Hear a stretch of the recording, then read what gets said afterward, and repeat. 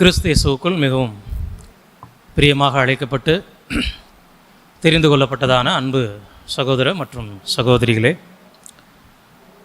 உங்கள் அனைவருக்கும் நம்முடைய சர்வ வல்லமை கொண்ட பரலோக பிதாவாகிய தேவனுடைய பரிசுத்தம் நிறைந்த நாமத்தாலும் அவரது ஒரே பேரான குமாரனும் நமது அருமை இரட்சகரும் ராஜாவுமாகிய கிறிஸ்து இயேசுவினுடைய பரிசுத்தமான நாமத்தினாலும் கிருபை அன்புடன் கூடிய சமாதானமும் உண்டாகி பெருக கடவுது என்கிறதான அன்பின் வாழ்த்துக்களோடு நான் சார்ந்திருக்கிறதான பழனி ஐக்கியத்தாருடைய அன்பின் வாழ்த்துக்களையும் மற்றும் திண்டுக்கல் எல்லா வெளியூர்களிலும் நாம் கடந்து செல்கின்ற பட்டணங்கள் தோறும் இருக்கக்கூடிய உங்களுடைய அன்பு சகோதர சகோதரிகள் எல்லோருடைய அன்பையும் வாழ்த்துக்களையும் இந்த வேளையிலே உங்கள் மத்தியிலே நான் பகிர்ந்து கொண்டு இன்றைய நாளில் நம்ம கர்த்தருடைய மரணத்தை நினைவு கூறுகின்ற அந்த ஒரு காலகட்டத்திற்கு மிகவும் அருகில் கடந்து வந்திருக்கிறோம்.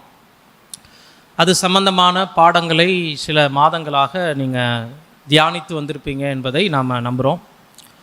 அதன் அடிப்படையில் இன்றைய தினத்தில் நாம் ஒரு நம்மை நிதானித்து அறியும்படியாக ஒரு எச்சரிப்பான ஒரு பாடம் தான் நம்ம பார்க்க போகிறோம். அது ஒரு நிழல் பொருளாகவும் இருக்கும், அதே நேரத்தில் ரொம்ப சீரியஸான ஒரு டாப்பிக்காக தான் இன்றைக்கி நம்ம பார்க்க போகிறோம்.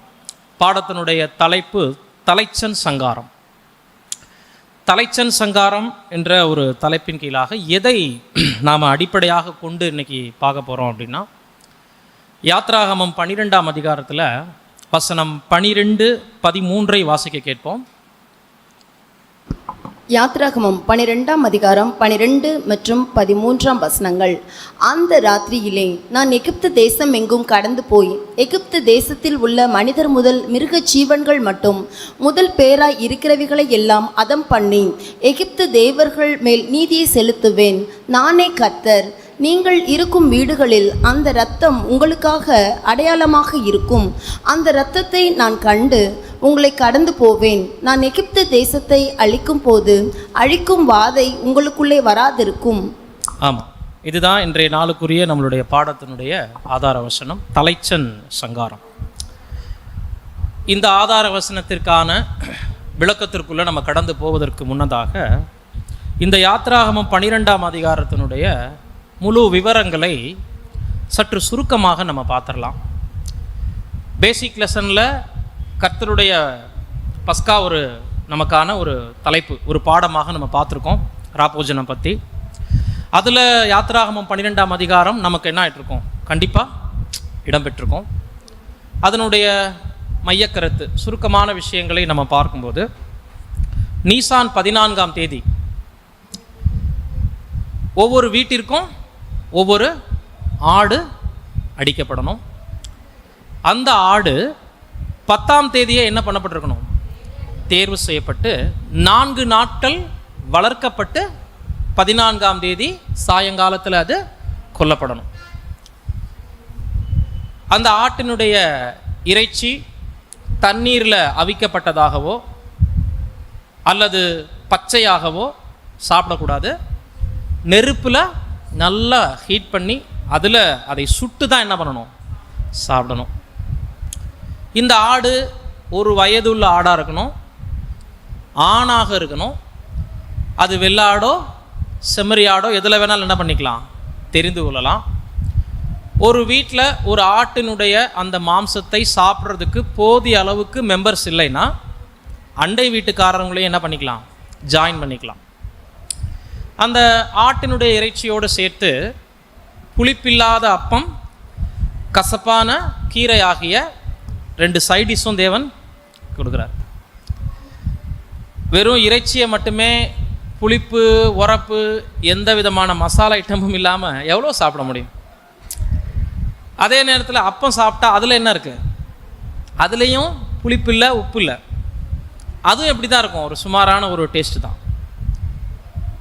கசப்பான கீரையில் என்ன இருந்துடும், அதுலேயும் ஒன்றும் மசாலாலாம் ஆட் பண்ண மாதிரி சொல்லப்படல. அது கசப்பு டோட்டலாக, அப்பம் சப்புன்னு இருக்கும். சுடப்பட்ட ஆட்டினுடைய இறைச்சி கூட ஒரு டேஸ்ட் இல்லாமல் தான் இருக்கும். ஆனால் தேவன் என்ன பண்ணார்னா, அதில் கூட சுவையை மாற்றி மாற்றி, அதில் எதுவும் மசாலா ஐட்டங்கள் இல்லை சாப்பிட்றதுக்குன்னு சொன்னாலும் அந்த சுவையிலேயே ஜனங்களுக்கு ஒரு போர் அடிக்காமல் ரொட்டேஷனாக மாற்றி மாற்றி, கசப்பான கீரை சாப்பிட்டு கொஞ்சம் போர் அடிச்சிச்சுன்னா புளிப்பில்லாத அப்பம். அந்த அப்பத்தினுடைய டேஸ்ட் ஒரு போர் அடிச்சிச்சுன்னா அடுத்து கசப்பான கீரை. கீரை கசக்குதுன்னா மறுபடியும் ஆட்டு இறைச்சி போர் அடித்தா மறுபடியும் புளிப்பில்லாத அப்பம். இப்படி மாற்றி மாற்றி மாற்றி மாற்றி ரொட்டேஷனாக சாப்பிட்டாங்க. சாப்பிடும்போது இருந்த கண்டிஷன் என்ன?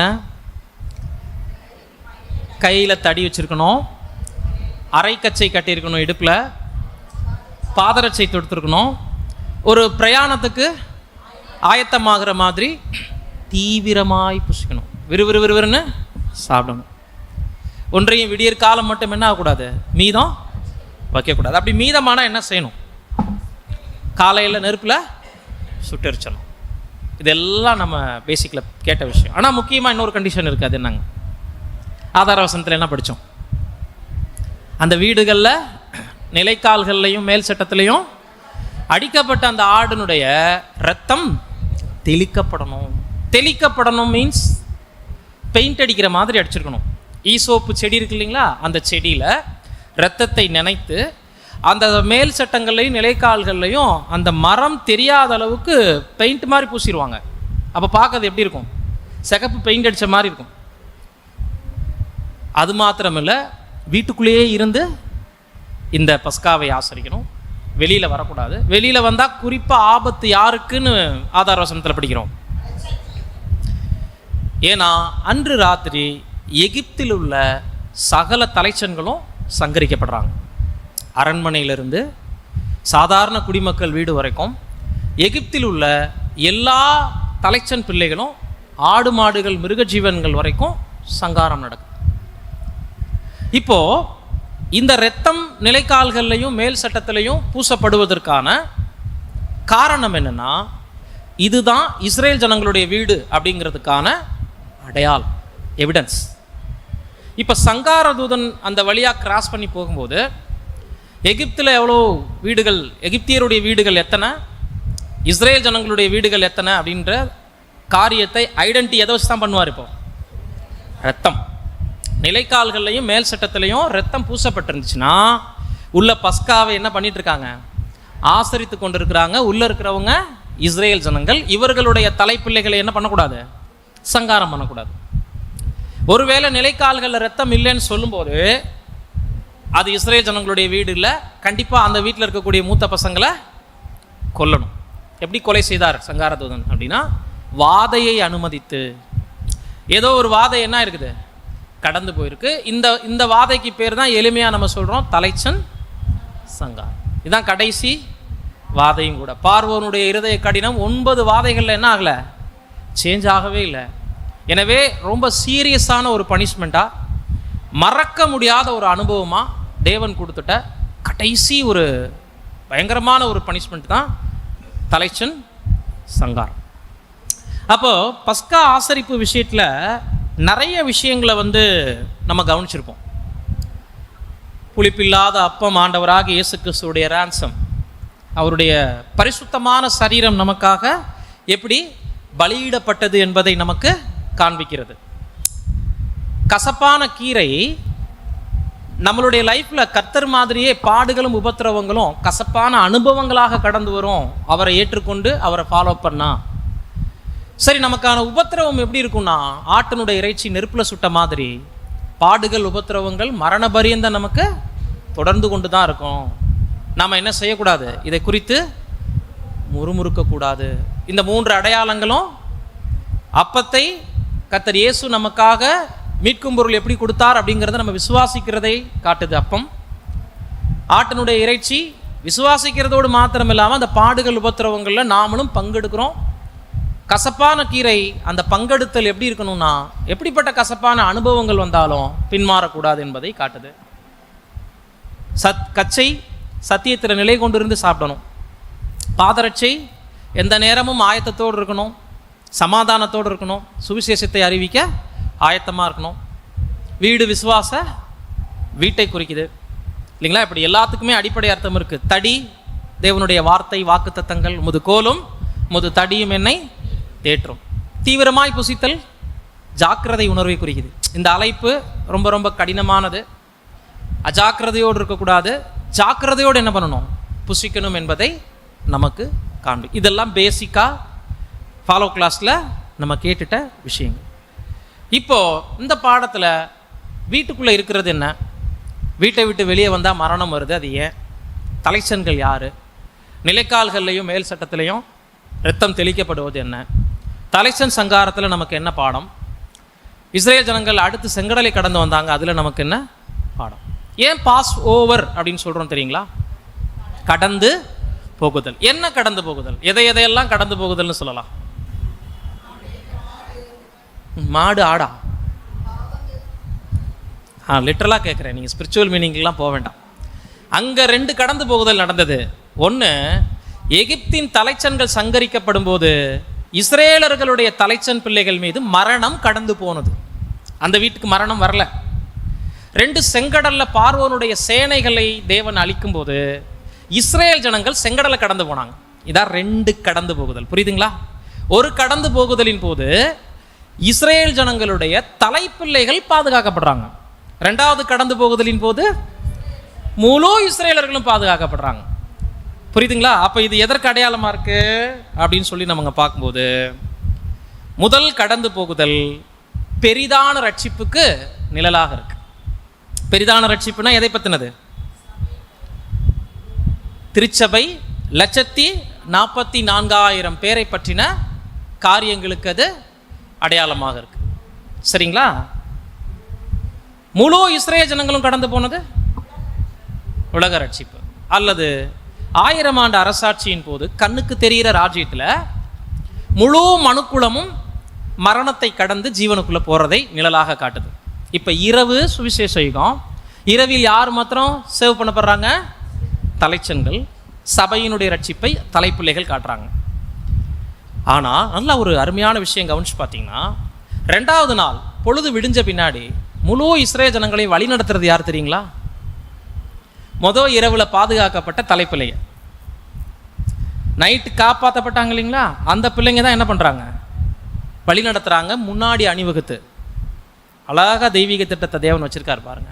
சுவிசேஷ யுகத்தில் மரணத்தை கடந்து ஜெயித்து அழியாமையை சுதந்திரிக்கின்ற கிறிஸ்துவுடைய சரீரமாகிய சபை கண்ணுக்கு தெரிகிற தேவனுடைய ராஜ்யத்தில் முழு மனுக்குலத்தினுடைய ரட்சிப்புக்கும் உதவி செய்கிறாங்க. இவங்க முன்னாடி இருந்து அவங்கள வழி நடத்தி கூட்டிகிட்டு போகிறாங்க. இப்படி 2 கடந்து போகுதலையும் பெரிதான ரட்சிப்போடும் பொதுவான ரட்சிப்போடும் கம்பேர் பண்ணலாம். பர்சனலாக சபையோடையும் கம்பேர் பண்ணலாம். இப்போ எக்ஸாம்பிள், வனாந்திர பிரயாணத்தை நம்ம எதுக்கு மட்டும் நிழலாக எடுக்கிறோம்? திருச்சபையினுடைய அனுபவங்களுக்கு நிழலாக எடுக்கிறோம். அதே நேரத்தில் வனாந்திர பிரயாணம் 1000 ஆண்டுக்கும் நிழலாக இருக்குது. ஸோ 2 நிழல்கள் கண்டினியூ ஆகிட்டே இருக்குது. அப்படி பார்க்கும்போது இந்த பாடத்தில் 2 விதமான ரட்சிப்பை நம்ம பிரித்து பார்த்துக்கலாம். எகிப்துக்குள்ளே சங்காரம் நடக்கும்போது அது சுவிசேஷ யுகம், தலைப்பிள்ளைகள் மாத்திரம் பாதுகாக்கப்படுறாங்க. வீடு கிறிஸ்தவ உலகம், விசுவாச வீடு எல்லாரையும், அதாவது ஆண்டவராக இயேசு கிறிஸ்துவனுடைய ரேன்சம் மீது நம்பிக்கை எவ்வளோ பேர் வச்சுருக்காங்களோ அவ்வளோ பேரும் அந்த ரத்தம் தெளிக்கப்பட்ட விசுவாசத்துக்குள்ளே வந்துடுறாங்க. புரியுதுங்களா? அநேக நேரங்களில் நம்ம விசுவாச வீட்டார்னோன்னு என்ன புரிஞ்சுக்கிறோம் தெரியுங்களா? நம்ம மட்டும் நினச்சிக்கிறோம். இல்லை, விசுவாச வீட்டாரில் யார் இருக்கிறாங்க? திரள் கூட்டமும் இருக்கிறாங்க. கர்த்தருடைய ரேன்சமில் நம்பிக்கை வச்ச கிறிஸ்தவர்களும் இருக்கிறாங்க. இன்னும் சொல்லப்போனால் 2ஆம் மரணத்துக்கு போகிறவங்களும் இதுக்குள்ளே தான் இருப்பாங்க. இப்போ தலைப்பிள்ளைகள் மட்டும்தான் முதல்ல என்ன பண்ணுறாங்க? பாதுகாக்கப்படுறாங்க. அப்படி புரிஞ்சுக்கணும்.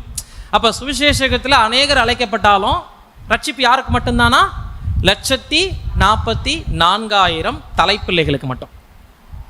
தலைப்பிள்ளைகள் தான் முழு உலக ஜனங்களையும் 1000 ஆண்டில் கைட் பண்ணுறாங்க அடுத்த மரணத்தை கடந்து போகிறதுக்கு. இப்போது நமக்கும் சரி, 1000 ஆண்டில் முழு மனுக்குலமும் சரி, எத்தனை மரணத்தை கடந்து போனால் ரட்சிப்பு? நமக்கும் சரி, கண்ணுக்கு தெரிகிற ராஜ்யத்தில் உலக ஜனங்களும் சரி, எத்தனை விதமான மரணத்தை கடந்து போகணும்? 2.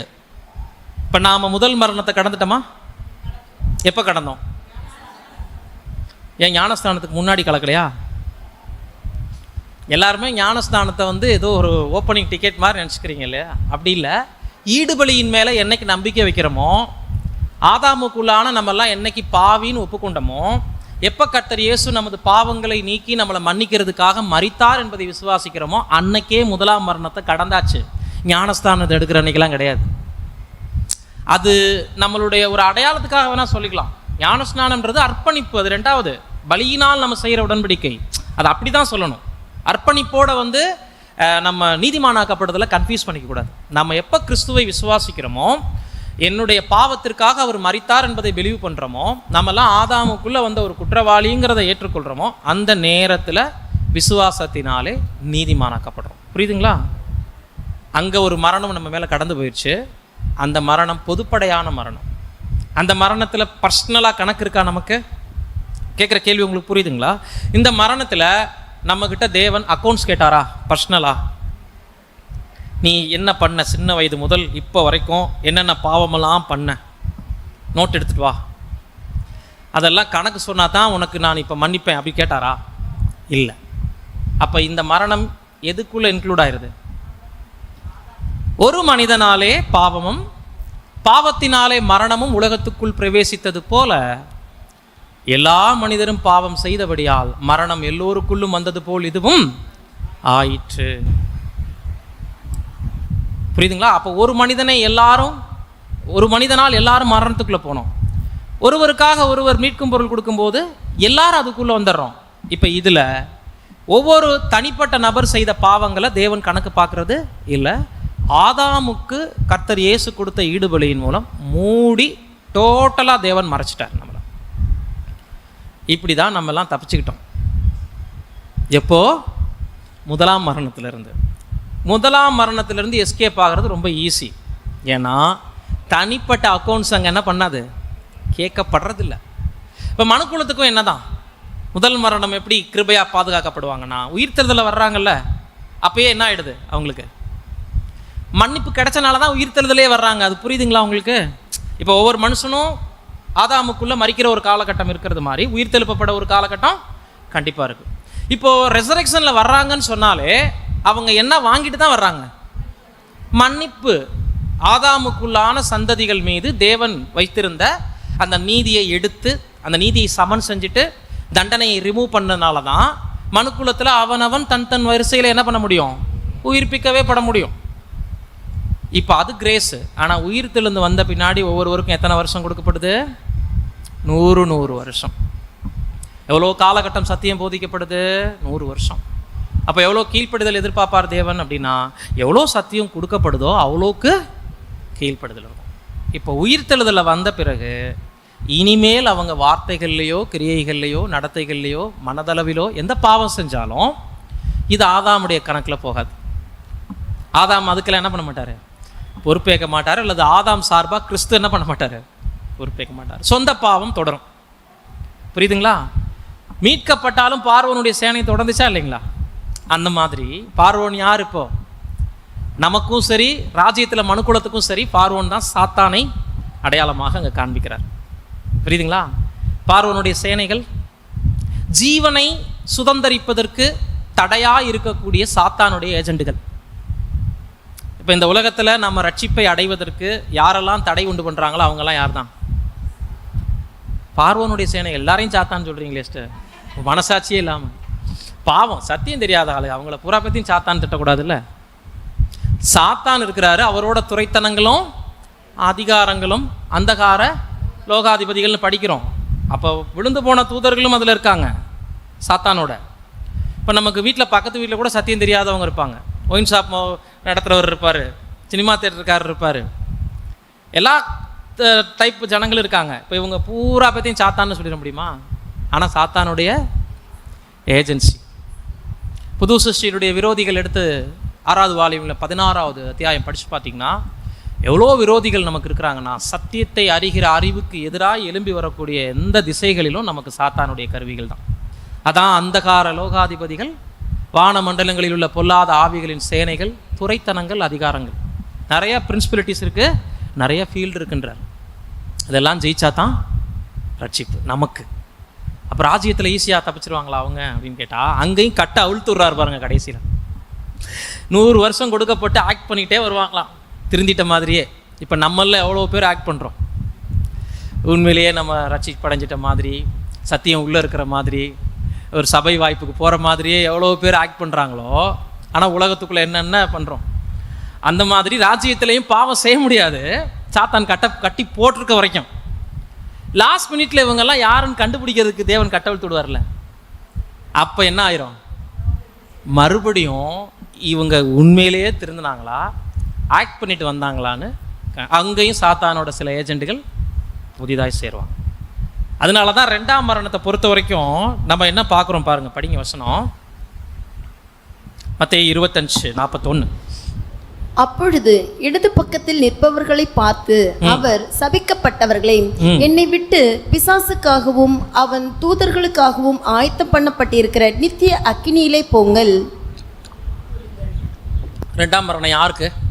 இந்த வசனத்தை படிச்சீங்கல்ல, இதை வச்சே பதில் சொல்லுங்க. 2ஆம் மரணம் எக்ஸாக்டா யாருக்கு?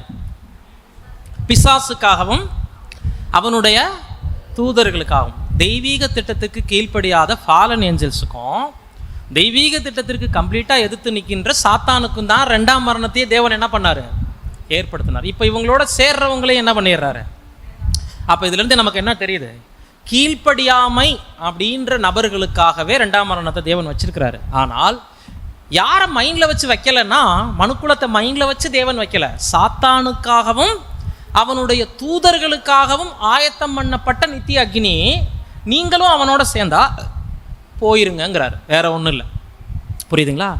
இப்போ பாருங்க, ஈஸியாக இருக்குது. கர்த்தர் நமக்காக மறிச்சிட்டாரு, ரத்தம் சிந்திட்டாரு இல்லைங்களா?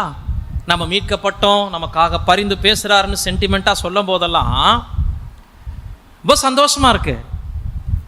நம்ம எதில் திருப்தி அடைஞ்சிடக்கூடாதுன்னா, 1ஆம் மரணம் கடந்து போனதை வச்சு திருப்தி அடைஞ்சிடக்கூடாது. நிறைய பேருடைய மிஸ்டேக்கே பயிர் சபை மாதிரி இருக்குது. இன்றைக்கி ஒரு தடவும் உடன்படிக்கை செஞ்சு சபைக்குள்ளே வந்துட்டா எல்லாருடைய ஒரு மைண்ட் செட்டப் பண்ணால் நம்ம ரட்சிக்கப்பட்டோம். இல்லை, ரட்சிப்பு ஆரம்பமே ஆகலை, இன்னும் தொடங்கி இருக்குது. ஒரு என்ட்ரன்ஸ்க்கு வந்திருக்கிறோம், அவ்வளோதான். ரட்சிக்கப்பட்டோன்னு பயிர் சபை ஜனங்க மாதிரி சொல்லவே கூடாது வாயில். முடிவு பரியந்தம் நிலை நிற்பவனே ரட்சிக்கப்படுவான்னு சொல்லும்போது ரட்சிக்கப்பட்டோன்ற வார்த்தையை பலகீனமாக கூட யாரும் என்ன பண்ணக்கூடாது? பயன்படுத்தக்கூடாது. 2ஆம் மரணம் நம்ம மேலே கடந்து போகாமல், 1ஆம் உயிர்த்தெழுதலில் பங்கடையாமல் ரட்சிப்பு இல்லை. மனுக்குலம் 1000 ஆண்டை முடிக்காமல் 100 வருஷமே முடிஞ்சிருந்தாலும் அவங்களில் யார் நல்லவங்க கெட்டவங்கிறது எங்கே தான் முடிவாகுது? சாத்தான் கட்டவிழ்க்கப்பட்ட 1000 ஆண்டு அரசாட்சியினுடைய முடிவு யுகாயுகத்தினுடைய தொடக்கத்தில் தான் மனு மக்களுக்குள்ளேயே நல்லவங்க கெட்டவங்க யாருன்றது டிசைட் ஆகும். இதுதான் கடந்து போகுதல்னா ஜீவன் தப்பி கடந்து போகுதல், பாஸ் ஓவர். முதல்ல சுவிசேஷகத்தினுடைய தலைச்சன்கள் ஜீவன் தப்ப ஓடணும். 2வது முழு மனுக்குலமும் செங்கடலை கடந்து ஜீவன் தப்ப ஓடுவது, அந்த இஸ்ரேல் ஜனங்கள் ஓடுவது. முழு மனுஷர் மீதும் 2ஆம் மரண அபாயம் இருக்கு. அவங்க என்ன ஆகணும்? கட்டாயமாக கடந்து போகணும் என்பதை நமக்கு காண்பிக்கக்கூடியதாக இருக்கிறது அன்புக்குரிய சகோதர சகோதரி.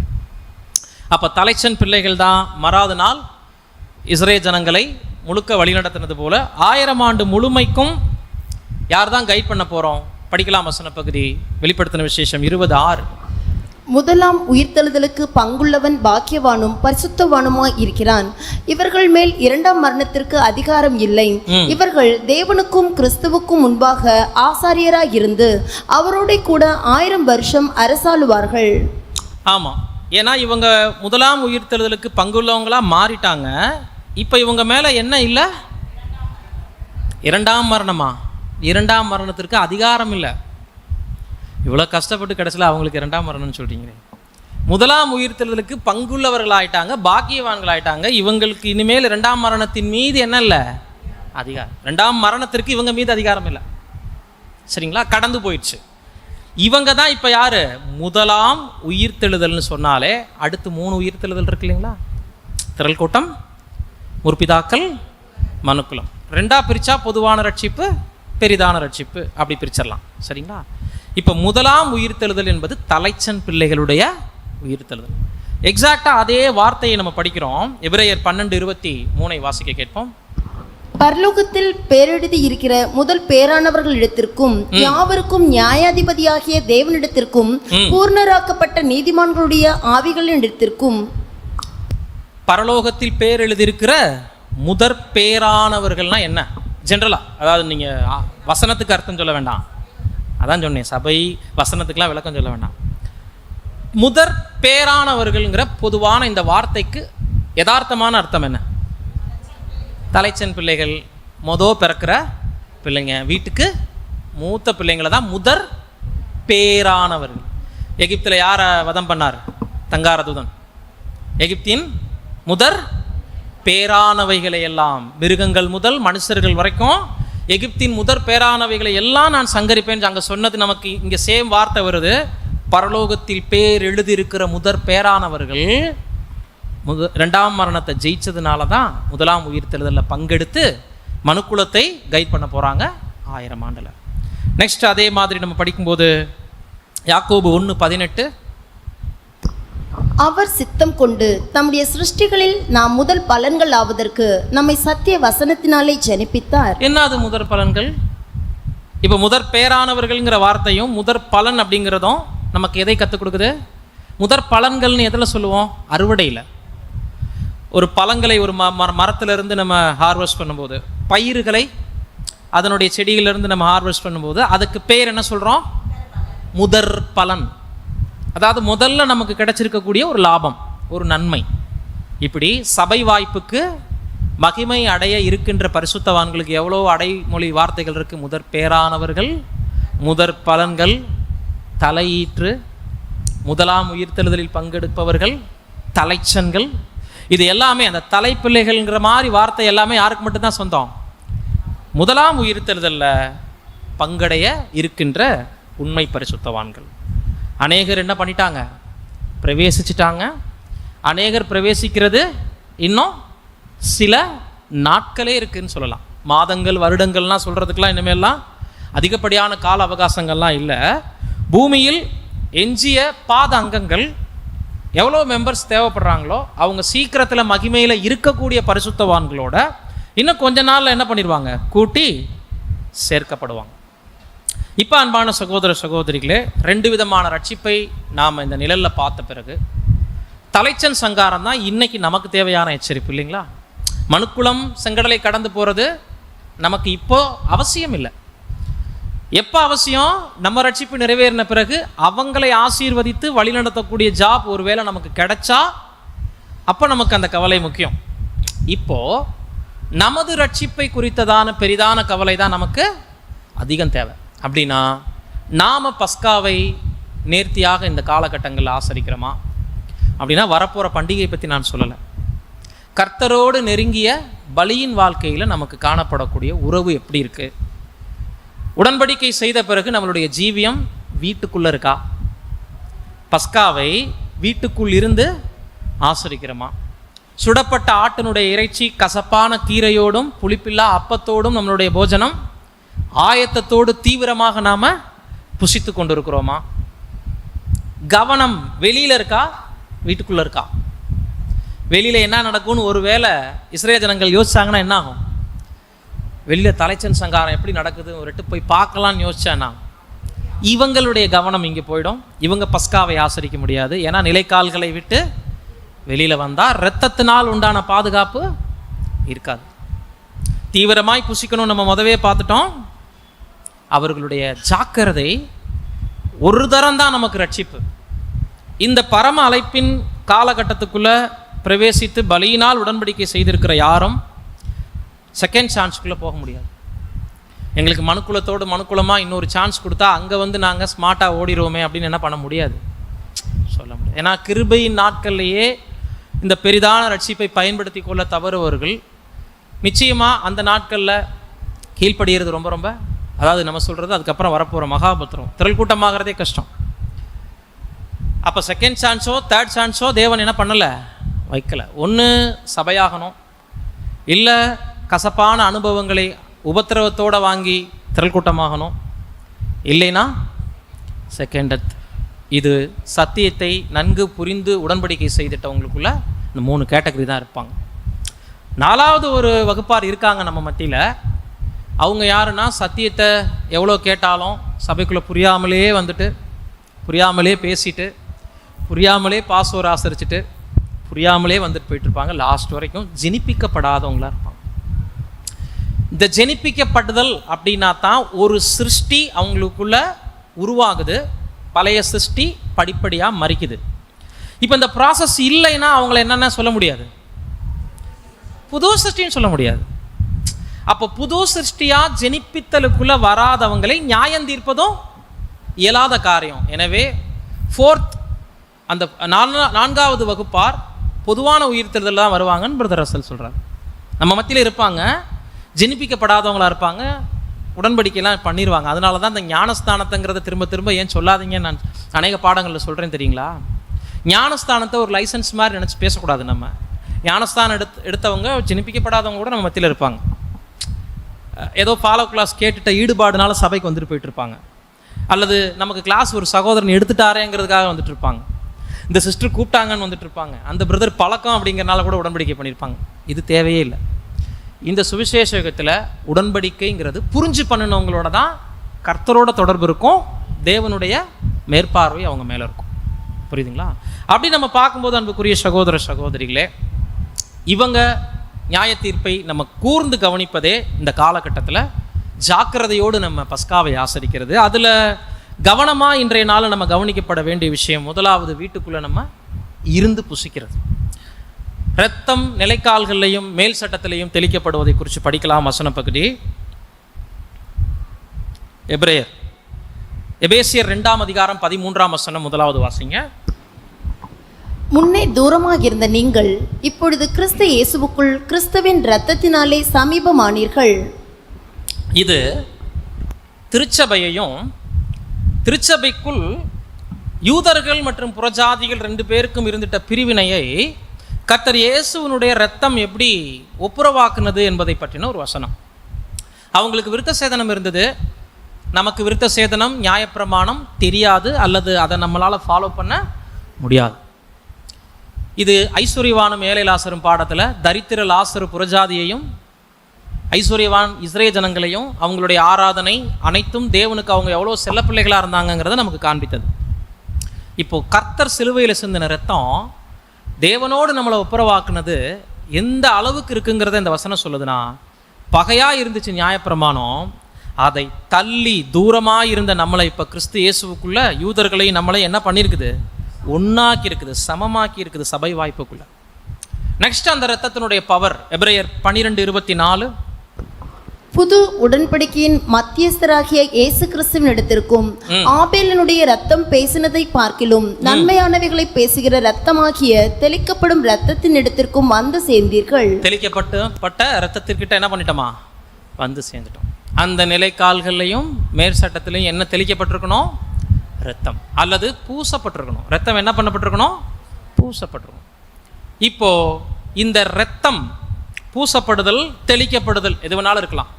இது எதை நமக்கு காண்பிக்கிறது என்று பார்க்கும்போது, கர்த்தராகிய இயேசு கிறிஸ்துவை மனதார ஏற்றுக்கொண்ட பின்பு அவருடைய இரத்தம் மாத்திரமே நம்மை சகல பாவங்களிலும் இருந்து மீட்க போதுமானதாக இருக்கிறது. கர்த்தர் இயேசுவனுடைய இரத்தம் சிந்துதல் இல்லாமல் பாவ மன்னிப்பு இல்லை. அந்த இரத்தத்தின் மறைவில் இருக்கிற வரைக்கும் தான் நமக்கு ஜீவன். ஒருவேளை அந்த இரத்தத்தை மறுதளித்தோம் அப்படின்னா, அதாவது வீட்டை விட்டு வெளியில் வர்றது ஈடுபலியினுடைய புண்ணியத்திலிருந்து நம்ம வழி விலகுவதை குறிக்கிறது. வீட்டுக்குள் இருப்பது, தலைச்சன் உள்ளே இருப்பது எதன் அடிப்படையில் தான் தெரிய வரும்னா, இந்த இரத்தம் பூசப்பட்ட வீடாக இருக்கிறத வச்சு தான் உள்ள தலைச்சன் இஸ்ரேலுடைய தலைச்சன் இருக்கிறாங்க அப்படிங்கிறத சங்காரதூதன் ஐடென்டி பண்ணுவார். வெளியே தலைச்சன் வந்துட்டா இப்போ ரத்தம் என்ன ஆகாது, அதற்கு பொறுப்பேற்காது, பரிந்து பேசாது இல்லைங்களா. இப்போ சங்காரதூதன் யாருன்னு பார்க்க மாட்டாருன்னா, இவங்க எகிப்தியரா இஸ்ரேலுடைய தலைச்சன்களான்னு அவருக்கு என்ன இல்லை, தேவையில்லை. இதுதான் சுவிசேஷ யுகத்தில் எவ்வளோ பேர் கர்த்தர் இயேசுவினுடைய இரத்தத்தின் மீது நம்பிக்கை வச்சுருக்காங்களோ அவங்க மட்டும்தான் முதல் மரணத்திலிருந்து மீட்கப்பட்டவங்க. ஆதாமுக்குள்ளான மரணத்தில் இப்போ அவங்கெல்லாம் யாருமே இல்லை. யாரும் கூட யாரெல்லாம் சேர்த்து சொல்லலாம், நம்மளை மட்டுமா இல்லை வெளியில் இருக்கிற கிறிஸ்தவர்களையும் சேர்த்து சொல்லலாமா? எல்லாரும். வெளிப்படையாக சொல்லணும்னா சிலை வணக்கம் பண்ணக்கூடிய கிறிஸ்தவர்களை மாத்திரம் ஒதுக்கிடுங்க. ஏன்னா அவங்க எல்லாரையும் கும்பிடுவாங்க. சகோதரர் சொல்லும்போது எத்தனை பேர் கிறிஸ்துவுடைய ஈடுபலியின் புண்ணியத்தில் நம்பிக்கையை வச்சுருக்காங்களோ அவங்க எல்லாரையுமே ஈடுபலிக்கு கீழே வந்துட்டவங்களா சொல்லலாம். பட் அவங்க உடன்படிக்கை பண்ணலை. அவங்களுக்கு சபை வாய்ப்பை பற்றி இப்போ நம்ம பார்க்கல, அது இல்லை. அது 100% உடன்படிக்கை செஞ்சு உள்ளே வந்தால் தான். அதை விட்டுருங்க. பஸ்கா ஆசரிக்க யாருக்கெல்லாம் உரிமை இருக்குன்னு சொல்கிறாருன்னா, ஈடுபலியின் மேலே நம்பிக்கை இருந்துட்டாலே அவங்க என்ன பண்ணலாம், பஸ்கா ஆசரிக்கலாம். அந்த பாயிண்ட்ல என்ன ஆயிடுச்சு, நம்ம எல்லாரும் விசுவாச வீட்டார். ஆனால் முதல் மரணத்தை கடந்த விசுவாச வீட்டார், அவ்வளோதான். ரெண்டாம் மரணத்திலிருந்து நம்ம பாதுகாக்கப்படணும்னா வீட்டை விட்டு என்ன பண்ணக்கூடாது, வெளியில வரக்கூடாது. இரத்தம் எந்த அளவுக்கு நமக்காக பரிந்து பேசுதோ அந்த அளவுக்கு தான் அடுத்து ரெண்டாம் மரணம் நம்மை ஆட்கொள்ளாமல் இருக்கும். ரொம்ப ஜாக்கிரதையோடு இருக்கணும். அப்படி இந்த ஒரு காலகட்டத்தில் அப்பத்தை பற்றி பார்க்குறோம், திராட்சரசம் பற்றி பார்க்குறோம், அப்போஸ்தலர்களுடைய அனுபவங்களை பற்றி நிறையா படிச்சிருப்போம். வருஷம் வருஷம் நினைவு கூறுதலை நம்ம ஆசரிக்கும் போது இந்த பஸ்கா பாடங்கள் ஒரு சம்பிரதாயமாக நமக்கு என்ன ஆயிட்டிருக்கு, கடந்து போகுது. அப்படி போகக்கூடாது. ஒவ்வொரு வருஷமும் நினைவு கூறுதலை 2 அல்லது 3 மாதங்கள் கடைபிடிக்கும் பொழுது, ஜாக்கிரதையோடு நம்ம கடைபிடிக்கும் போது எதை நம்ம திரும்பி பார்க்கணும் அப்படின்னா, கர்த்தர் இயேசு எனக்காக மரித்தாருங்கிறத மட்டும் இல்லை, அது இம்பார்ட்டண்ட், அது ரொம்ப ரொம்ப முக்கியம். ரெண்டாவது, எனது உடன்படிக்கை நான் தேவனோடு செய்தது எந்த லிமிட்டில் இருக்கு, நான் சத்தியத்தை புரிந்து கொண்டு உடன்படிக்கை செய்திருக்கிறேனா, அல்லது செய்து கொண்ட உடன்படிக்கைக்கு என் வாழ்க்கையில் ஏற்புடைய ஜீவியம் இருக்கா. அதான் தன்னைத்தானே நிதானித்து அறிந்தால் நியாயம் தீர்க்கப்படும். உலகத்தோடே நியாயம் தீர்க்காதபடிக்கு நம்மை நாம் நிதானித்து அறியும் பொழுது கர்த்தராலே சிட்சிக்கப்படுகிறோம். எப்படி நிதானித்து அறிய முடியும் அப்படின்னா, அப்பத்தை பிச்சு நம்ம சாப்பிட்றோம், திராட்சரசத்தினுடைய அந்த பாத்திரத்தை எடுத்து பருகிறோம். இது என்ன சடங்கா, அல்லது அந்த அப்பத்துக்கும் பாத்திரத்துக்கும் ஏதாவது ஒரு மாயாஜாலமான சக்தி இருந்து நமக்குள்ளே இருக்கிற பாவத்தெல்லாம் போக்கிருமா?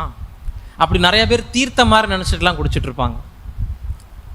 திராட்சரசத்தையும் அப்பத்தையும் அன்னைக்கு போய் இந்த பண்டிகையை நம்ம கலந்துக்கிட்டு வந்துட்டோம்னா போன வருஷம் பூரா செஞ்ச பாவம்லாம் என்ன ஆயிருதான், மன்னிக்கப்பட்டிருக்கு. அநேகர் சிரிக்கிறத பார்த்தா நீங்களும் அப்படித்தான் நினச்சிட்டு இருப்பீங்க போல் தெரியுது.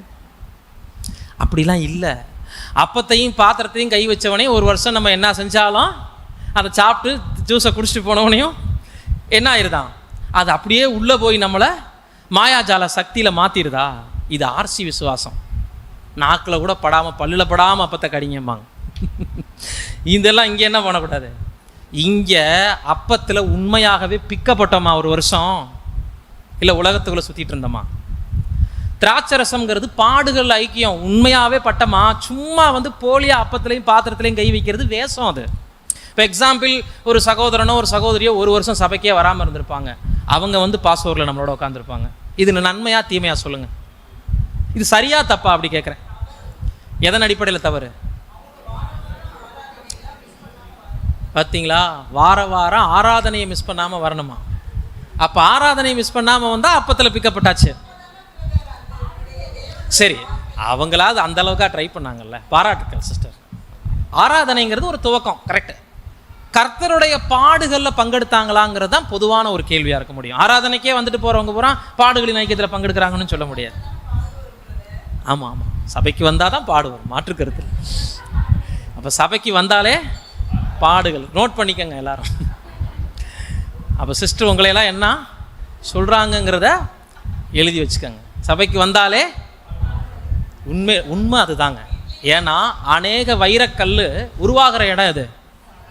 அப்போ அநேகர் சபை கூடி வருதலை விட்டு விடுகிறது போல விட்டு விடாதிருங்கள்ங்கிறது எதுக்கு? நம்ம எல்லாம் பூரணர்கள் இல்லை, நம்ம எல்லாருக்குள்ளேயும் பலவீனம் இருக்கும். ஒருத்தருடைய வார்த்தை, ஒருத்தருடைய பேச்சு, ஒருத்தருடைய பார்வை, கிரியைகள், நடத்தைகள் இன்னொருத்தரை பாதிக்காமல் எப்படி சபையாக முடியும்? மகிமைக்கு போனாதான் எல்லாம் பூரணர்கள். அது வரைக்குமே எப்படி தான் இருக்கும். ஒரு வைரம் இன்னொரு வைரத்தை செதுக்கிறதுக்கு தான் நம்ம இங்கே வர்றோம். கரெக்டு தான் அவங்க சொன்னது. பட் இன்னும் தெளிவாக சொல்லணும்னா, உண்மையாக அப்பத்தில் பாடுகளில் பங்கெடுக்க விருப்பம் இல்லாதவர்கள் அல்லது அந்த வாழ்க்கை வாழாதவங்க இந்த அப்பத்திலும் பாத்திரத்திலையும் பங்கெடுக்கிறது மாய்மாலமான பங்கெடுத்தல். அதனால தான் பவுல் சொல்லும்போது, கர்த்தருடைய பாத்திரத்திலும் பேய்களுடைய பாத்திரத்திலும் நீங்கள் பங்கெடுக்கலாமா? பேலியாளுக்கும் கர்த்தருக்கும் இசை வேது. ஏன் கேட்குறாருன்னா, பேய்களுடைய பாத்திரம்னா உலகம். ஒரு வருஷமும் உலகத்தினுடைய கவர்ச்சி, புகழ்ச்சி, பிஸ்னஸ்ஸு, தேவனுக்கு உடன்படிக்கை செஞ்சுட்டு கம்ப்ளீட்டாக உலகத்தை நோக்கி ஓடிட்டு இருப்பாங்க பாருங்க. இவங்க ஃபுல்லாக பேய்களுடைய பாத்திரத்தில் பானம் பண்ணுறோம். உலகம் தரக்கூடிய புகழை ஏற்றுக்கொள்வது, உலகம் தரக்கூடிய மரியாதையை விரும்புவது, நம்மளுடைய லிமிட்டை கடந்து உலகத்துக்குள்ள ஐஸ்வர்யவானாக நினைக்கிறது, இதெல்லாம் செய்கிறாங்க இல்லைங்களா? இது எல்லாமே பேய்களுடைய பாத்திரத்தில் பானம் பண்ணுறது. ஸோ அதனால தான் உங்களை நீங்களே என்ன பண்ணுங்க, நிதானித்து அறியுங்கன்னா, இங்கே போய் பரிசுத்தவான்களோட உட்காடுறோம்னா இந்த அப்பத்திலும் இந்த பாத்திரத்திலையும் போன வருஷம் ஃபுல்லாக நான் பானம் பண்ண தகுதி எனக்கு இருந்துச்சா? லிட்டரலான அப்பம் ரசம் எனக்கு முக்கியம் இல்லை, இது கர்த்தருடைய சரீரம், இதில் நான் பிக்கப்பட்டேனா? அந்த உபத்திரவம் எனக்கு வந்துச்சா? அந்த புறக்கணிப்பு எனக்கு இருந்துச்சா? இந்த கசப்பான அனுபவத்துக்குள் நான் கடந்து போனேனா? சத்தியத்துக்காக எத்தனை முறை நான் தூக்கத்தை முழிச்சிருப்பேன், எவ்வளோ பேர்த்திட்ட அவமானப்பட்டிருப்பேன். போதும் என்கிற மனதோடு சத்தியத்துக்காக டே நைட்டை நம்ம எவ்வளோ இன்வெஸ்ட் பண்ணோம். இதெல்லாம் இருந்தால் தான் பாத்திரத்துலையும் அப்பத்துலையும் பங்கெடுக்க நம்ம தகுதியானோம்.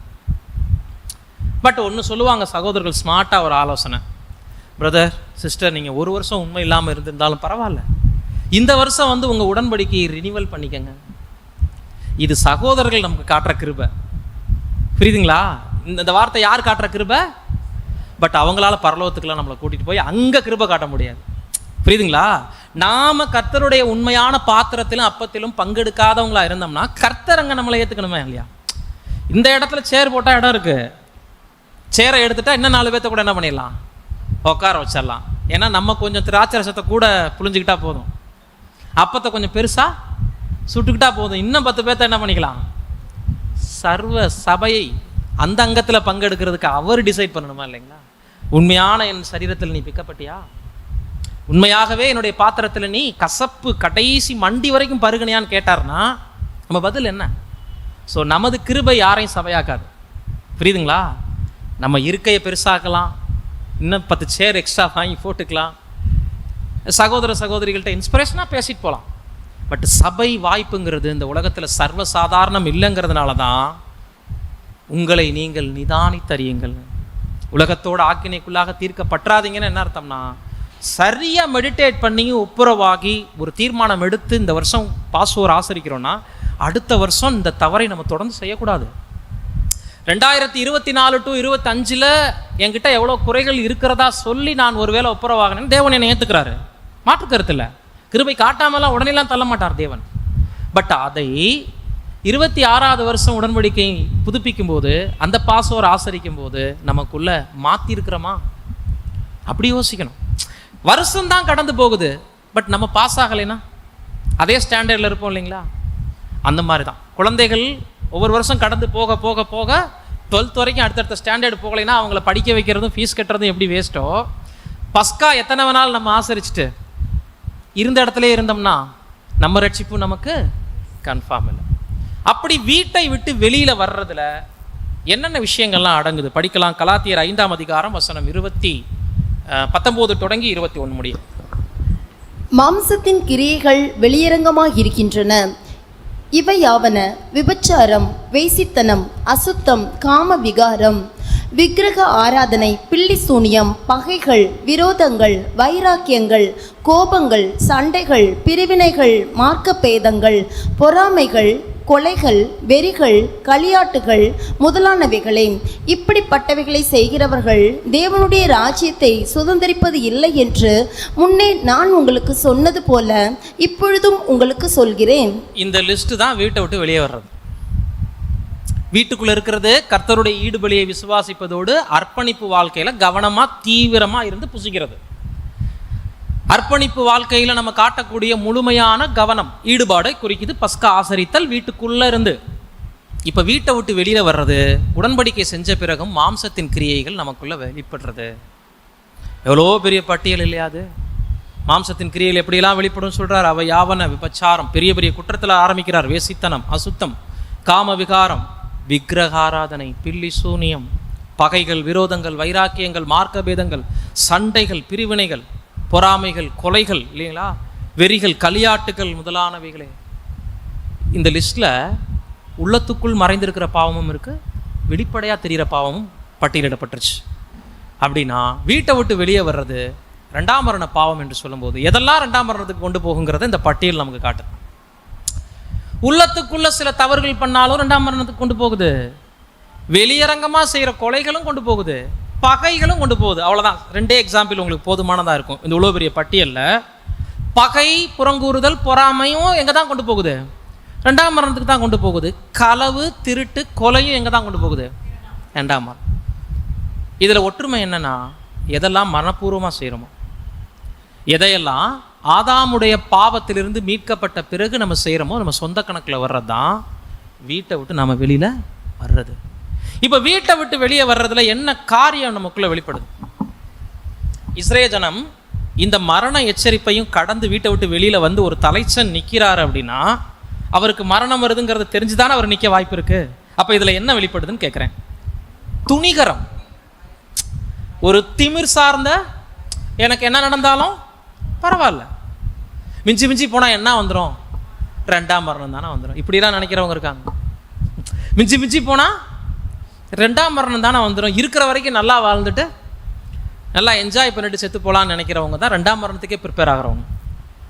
இப்போ இருக்கிற அழிஞ்சு போகிற உலகம் எனக்கு போதும், ஏதோ உடன்படிக்கை செஞ்சுட்டேன், இந்த உலகத்தை எவ்வளோ என்ஜாய் பண்ண முடியுமோ அவ்வளோ சந்தோஷமாக இருக்கிற கொஞ்ச நாள் என்ஜாய் பண்ணிவிட்டு நான் செத்து போயிடுறேன், எனக்கு சபை வாய்ப்பெல்லாம் வேண்டாங்கிற மைண்ட் செட்டப் எப்போ ஒருத்தருக்கு வருதோ அவங்க தான் ரெண்டாம் மரணத்துக்கு துணிகரமாக வீட்டை விட்டு வெளியில் வர்றோம். சாதாரணமான நிலை இல்லை, அது ரொம்ப உச்சம். அது ரெண்டாம் மரணத்துக்கு தன்னுடைய மனநிலையை ப்ரிப்பேர் ஆகிறது.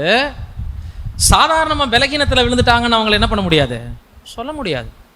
ரொம்ப ரொம்ப ரொம்ப ரொம்ப துணிகரம், அதோடு திமிர்னு சொல்லலாம். தெய்வீக திட்டத்திற்கு கலகம், முரட்டாட்டம் பண்ணி பட்டயமே என் மேலே வந்தால் நான் வந்து வெளியே நிற்கிறேங்கிறது தானே சங்காரதூதனுக்கு பயப்படாது தானே வீட்டை விட்டு வெளியில் வர்றது. இதுதான். இந்த மாம்சத்தின் கிரியைகளை 3 வகையாக நம்ம டிவைட் பண்ணலாம்.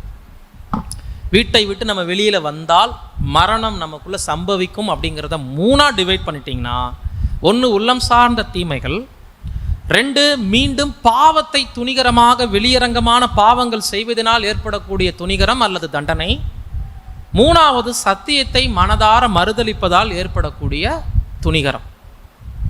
கலாத்தியரில் நம்ம படித்த பெரிய பட்டியல் இருக்கு இல்லைங்களா, அந்த பட்டியலை நம்ம ஒன்றுனா தியானிக்க வேண்டாம். எத்தனை நிலைகளில் நம்ம செகண்டத்துக்கு போகலாம் அப்படிங்கிறத சுருக்கமாக சொன்னிங்கன்னா, உள்ளத்துக்குள் நிறைய கரைபடிந்து காணப்பட்டு நம்ம மேலே படித்த மாதிரி பொறாமைகள், விரோதங்கள், பகைகள், வாக்குவாதங்கள், புறங்கூறுதல், பிரிவினைகள், மார்க்க பேதங்கள்னு கேஷுவலாக நமக்குள்ள பிரச்சனைகள் இருக்குல்ல, இது கூட எங்கே தான் கொண்டு போகுமா? இது கூடன்னு சொல்கிறத விட அதுதான் பிரதானமானது. பார்க்கலாம். 2வது, உலகத்துக்குள் நம்ம இருக்கும்போது விட்டு வந்த பாவங்களை மீண்டும் செய்ய துணிவது. மரணத்துக்கு ஏதுவான சில தீமைகள் என்று தெரிந்தும் சில தப்பான பழக்க வழக்கங்களை, தீமைகளை நமக்குள்ள மறுபடியும் துணிச்சலாக செய்ய போகிறது, வீட்டை விட்டு வெளியில் வர்றது. 2 சேஃப்டி இல்லைங்கிறது தான் வீட்டை விட்டு வெளியில் வர்றது காட்டுது. 3வது, சத்தியத்துக்குள் பாதுகாப்பாக இருக்கணும், அதான் வீடு. சத்தியத்தை மறுதளித்து போகிறவங்களும் இந்த காலகட்டத்தில் அவங்க எவ்வளோ ஒரு வளர்ந்துருந்தாலும், இவ்வளோ காலகட்டம் சத்தியத்தில் இருந்திருந்தாலும் இனிமேல் அது அவங்கள என்ன பண்ணாது, நேற்று வரைக்கும் சத்தியத்தில் இருந்துட்டு இன்னைக்கு சத்தியத்தை விட்டு வழி போனால் கூட அவங்கள அது என்ன பண்ணாது, விடுவிக்காது என்று நம்ம பார்க்கணும். இப்போது இந்த 3 விஷயங்களில் நமக்கு நெருக்கமானது, ரொம்ப ஆபத்தானதுன்னா எது? உள்ளம் சார்ந்த தீமைகளா, மீண்டும் பாவத்தை துணிகரமாக செய்ய திரும்புவதா, சத்தியத்தை மனதார மறுதளிப்பதா? இந்த 3ல் எது ஈஸியாக நம்மளை அட்டாக் பண்ணக்கூடியது? உள்ளம் சார்ந்த தீமைகள். எப்படி ஈஸி? நம்ம கூடயே இருக்குன்னு சொல்லுங்க. சிந்தனை, இருதயம் எல்லாம் ஒன்று ஒன்றா சொல்கிறத விட்டுட்டு, உள்ளம்ங்கிறது நம்ம கூடயே இருந்து ட்ராவல் பண்ணக்கூடியது தான் மைண்டு, இருதயம்னு நம்ம சொல்கிறது. அப்போது இங்கே இருந்து அமெரிக்காவுக்கு போயிடலாம் 10 நிமிஷத்தில், சிந்தையிலேயே கற்பனையிலேயே. செய்யாத பாவங்களை உட்காந்த இடத்துல 5 நிமிஷத்தில் என்ன பண்ணிடலாம், செஞ்சிடலாம். இப்போவே எத்தனை பேத்துக்கு கவனம் இங்கே இருக்கும்போது வேறு இடத்துல இருக்கும் தெரியுமா?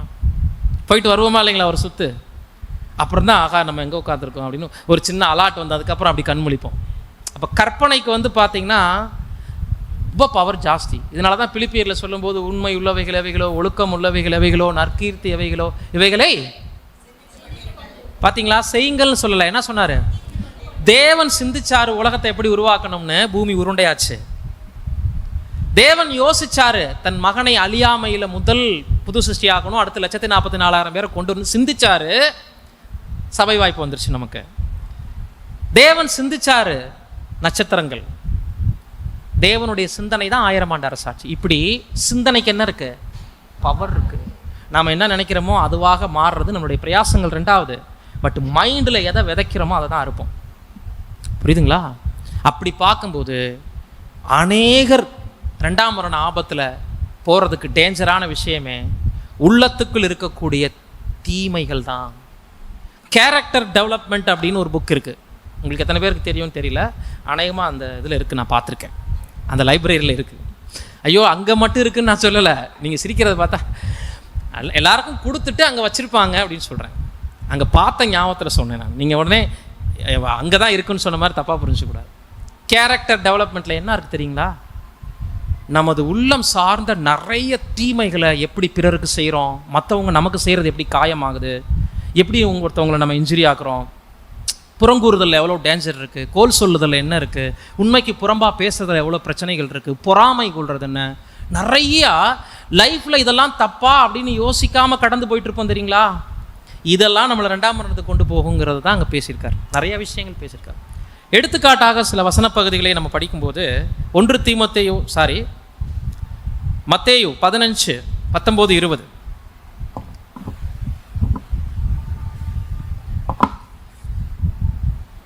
மத்தேயு 15:19-20. எப்படியெனில் இருதயத்திலிருந்து பொல்லாத சிந்தனைகளும் கொலை பாதகங்களும் விபச்சாரங்களும் வேசித்தனங்களும் களவுகளும் பொய் சாட்சிகளும் தூஷணங்களும் புறப்பட்டு வரும். இவைகளே மனுஷனை தீட்டுப்படுத்தும். கை கழுவாமல் சாப்பிடுகிறது மனுஷனை தீட்டுப்படுத்தாது என்றார். அப்படின்னா சாப்பிடும்போது எல்லாரும் கையே, கர்த்தரே சொல்லிட்டாரு கை கழுவாமல் சாப்பிடலாங்கிற அர்த்தத்தில் நம்ம புரிஞ்சிக்கூடாது. பரிசேயர்களுடைய உள்ளம் எப்படி இருந்துச்சுன்னா, கொசு இல்லாதபடி வடிகட்டி ஒட்டகத்தையே முழுங்கி போட்டுட்டு இருந்தாங்க. அப்படின்னா சின்ன சின்ன விஷயங்களுக்கெல்லாம் ஜனங்கள் மேலே டார்ச் அடிக்கிறது. இவங்க பெரிய விஷயங்களை சாதாரணமாக செஞ்சுட்டு இருப்பாங்க. அதை கருத்தில் வச்சு தான் கர்த்தர் சொன்னார், சீசர்கள் கைகள் வருது இல்லையே, இது எப்படி நியாயப்பிரமாணத்துக்கு விரோதமானது? அழுக்கு தான்ப்பா, அது வயிற்றுக்குள்ளே போனால் வெளியே தான் வரப்போகுது. ஆனால் உங்கள் உள்ளத்துக்குள்ளே இருக்கும் பாருங்கள், பொல்லாத சிந்தனைகளும் யோசனைகளும் கொலைபாதகங்களும் விபச்சாரங்களும். கலாத்தியல் நான் படித்த லிஸ்ட்டை சொல்கிறார். பாவம் கிரியையில் நடப்பிக்கிறதுக்கு முன்னாடி எங்கே தொடங்குது? சிந்தையில், இருதயத்தில். மனிதருடைய உள்ளந்தான் சகல வேசித்தனங்களும் களவுகளும் பொய் சாட்சிகளாலும் நிரப்பப்பட்டிருக்கு. பார்க்காத ஒன்றை பார்த்தோன்னு சொல்லிட்டு இருப்போம். இந்த பிரதர் இப்படி சொல்லிட்டார், அவர் ஏதாவது ஒன்று சொல்லியிருப்பார், அது 1, 2, 3, 4ஆவது நபர் 5ஆவது நபர்னு கடந்து போய் சம்மந்தப்பட்டவங்கள்ட்ட சேரும்போது எவ்வளோ சீரியல் செட்லாம் போட்டு டெவலப் ஆகி அந்த வேலை கவனத்தோடு செய்யப்படும். எந்த வேலை? நமக்கு தேவையில்லாத ஒரு வேலையை ஒருத்தரை பற்றி இன்னொருத்தர்கிட்ட சொல்கிறத நல்லா அலங்கரித்து கொண்டு போய் சேர்ப்பாங்க. ஆனால் யாருடைய ரட்சிப்புக்காக நம்மளால் அது மாதிரி சப்போர்ட் பண்ணிட முடியுமா? ஒரு பொன்மொழி ஒரு இடத்துல நான் படித்தேன், பைபிள் வெர்ஷன் கூட கிடையாது. ஒருத்தருடைய நற்பெயரை கெடுத்து விடுவதற்கு என்கிட்ட நிறைய பிளான் இருக்குது, ஒருத்தரை முன்னேற்றுறதுக்கு என்கிட்ட ஒன்றுமே இல்லைன்னு எழுதி போட்டுருச்சு. இது நமக்கே ஒரு ஒரு ஒரு வெக்கத்தை உண்டாக்கும்படி இருக்கு இல்லைங்களா? ஒருத்தருடைய நன்மதிப்பை கெடுப்பதற்கு என்கிட்ட நிறைய பிளான் இருக்குது, திட்டம் இருக்குது, ஒருத்தரை முன்னேற்றுறதுக்கு என்கிட்ட ஒரு திட்டம் கூட இல்லைன்னு எழுதி போட்டுருந்துச்சு. எது மனிதனுக்கு ஈஸியாக இருக்குன்னா, கெடுக்கிறது ஈஸியாக இருக்குன்னா அதுதான் பொழுதுபோக்காகவே வாழ்ந்திருந்தோம் சென்ற வாழ்நாள் காலத்தில். அநேகரை கெடுக்கிறவர்களாக, துராகிருதம் பண்ணுகிறவர்களாக, துரோகம் பண்ணுகிறவர்களாக, அவதூறு செய்கிறவர்களாக எபேசியரில் கொடுக்குறாரு இல்லைங்களா 2ஆம் அதிகாரத்தில், அக்கிரமக்காரர்களாக எல்லாத்துலேயும் இருந்தால் நம்மளை மீட்டிருக்காரு இல்லைங்களா? இப்போ அந்த பழக்கம் இங்கே வந்தால் தொடருமா? அப்படியே இருக்குமா? அதனால தான் சகோதரன் ஒருவன் தவறு செய்தால் நீயும் அவனும் தனித்திருக்கையில் அவனோட பேசு. ஒருத்தருடைய குற்றத்தை அவர்கிட்ட பேசி முழுமையாக டேலி பண்ணாமல் 3ஆவது நபர்கிட்ட என்ன பண்ணாத, சொல்லாத. 3ஆவது நபர் 6 பேத்துக்கு கொண்டு போய் சேர்ப்பார், 6ஆவது நபர் 12 பேர்த்திட்ட சேர்த்துருவார், 12ஆவது நபர் 24 ஆக்கிடுவார், 24ஆவது நபர் 48 பேர்த்திட்ட பேசிடுவார். முடிஞ்சா ஒருத்தருடைய லைஃபு? இப்போ ஒரு நபர், அவர் பாவம், அவர் ஏதோ தப்பு பண்ணியிருப்பார், அவர் ஒப்புரவாயிருப்பார் ஜெபத்துக்கு போயிட்டு, இவர் எல்லாத்துட்டையும் சொல்லி வச்சு ஒருத்தர் இவரை விரோதிச்சதுக்கு இவரை 40 பேர்த்துக்கு விரோதி ஆக்கி விட்டுருப்பார். செய்யக்கூடாது. அப்போ உள்ளந்தான் இன்னைக்கு ஒரு மனிதனை கெடுக்கிறது. அவனை மாத்திரம் தீட்டுப்படுத்துறதில்ல, ஒருத்தருடைய மனசு எவ்வளோ கெட்டு போயிருக்கோ எல்லார் லைஃப்பையும் சேர்த்து என்ன பண்ணிடுது? பகைகளாலும் விரோதத்தாலும் களவுகளாலும் பொய் சாட்சிகளாலும் நிறைந்திருந்தா எப்படி தேவனுடைய அன்பு நமக்குள்ள நிலை கொண்டு இருக்கும்? இது சாதாரணமாக கேஷுவலாக செஞ்சுட்டு போகும்போது இருதயம் ஸ்டோரேஜ் ஆகிட்டே வருது. எதில்? தீமையில். இப்போ புது சிருஷ்டி நாளுக்கு நாள் டெவலப் ஆகுமா? பழைய மனிதன் வளருவாரா? இந்த பொறாமைகள், புறங்கூறுதல், சண்டையை வளர்த்து விடுறது, இல்லாததை இருக்கிற மாதிரி சொல்கிறது. இந்த காக்கா கதையெல்லாம் கேட்டிருக்கீங்களா? காக்கா பறந்ததெல்லாம் கேட்டிருக்கீங்களா? கேள்விப்பட்டிருக்கீங்களா? ஒரு பஸ் ஸ்டாண்டில் ஒரு பையன் வாமிட் பண்ணிடுறாரு. பக்கத்து சீட்டில் உட்காந்துருந்த பார்த்துட்டு இருந்த ஒரு அம்மா என்ன பண்ணிட்டாங்கன்னா, அந்த வாந்தியில் பிளாக்காக இருந்திருக்கு, கொஞ்சம் கருப்பாக இருந்திருக்கு. இன்னொரு அம்மாட்ட போய் சொல்லியிருக்காங்க, என் பக்கத்து சீட்டில் இருந்த ஒரு பையன் வாமிட் பண்ணிட்டான், அந்த வாமிட்டு கொஞ்சம் கருப்பாக இருந்துச்சு. அந்த அம்மா போய் மூணாவது இன்னொருத்தர் சொல்லும்போது, ஒரு பையன் பஸ்ஸில் இன்னைக்கு வாந்தி எடுத்திருக்கான், பாதி கருப்பாக இருந்துச்சான். நாலாவது அந்த விஷயம் இன்னொரு அம்மாட்ட போகும்போது, பஸ்ஸில் ஒரு பையன் கருப்பாக வாந்தி எடுத்தானாம். அஞ்சாவது அந்த அம்மா போய் சொல்லும்போது, பஸ்ஸில் ஒரு பையன் காக்கா கருப்பில் வாந்தி எடுத்தானாம். ஆறாவது அந்த அம்மா இன்னொரு இடத்துல போய் சொல்லும்போது, பஸ்ஸில் ஒரு பையன் வாந்தி எடுத்தானா, அதில் காக்கா இருந்து பறந்து போச்சான் அப்படின்னு. இப்போ வாந்தியில் என்ன வந்துருச்சு?